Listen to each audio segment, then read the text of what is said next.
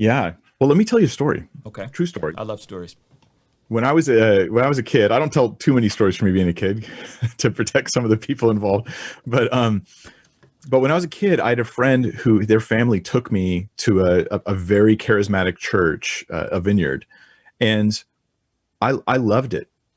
I loved it. I was like maybe 13 or 14 at the time, and just barely a new Christian. Didn't know anything. Didn't read the Bible. Didn't go to church on Sundays except when my buddy and his family took me to their church.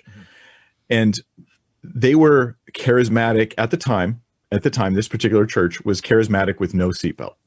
So they were trying to get the entire youth group, which is where I was attending, right?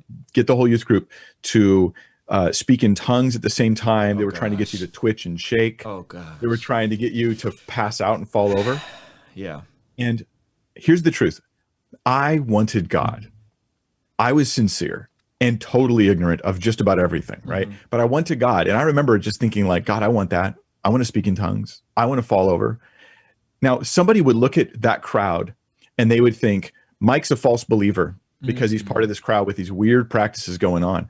When I went up and got prayed for so that that I might pass out, they would have thought, that's demonic. That's actually demonic. And they wouldn't know that inside of me was a genuine heart that really wanted to know God, totally ignorant, totally not paying attention to the Bible, never reading it at the time. I was just like barely Christian, you might say, and or typical teen, one or the other.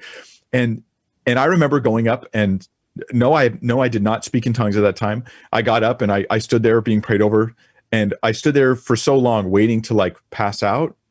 And it took tons of courage just to get up there in the first place, right? And then the guy next to me who was like, there's a guy guarding you. He's there to catch you, right? Maybe they'll touch your shoulder so that you'll know that they're there. And he just started sighing. He's like, It didn't he's work. like, this is taking way too long. And I became very self-aware and embarrassed.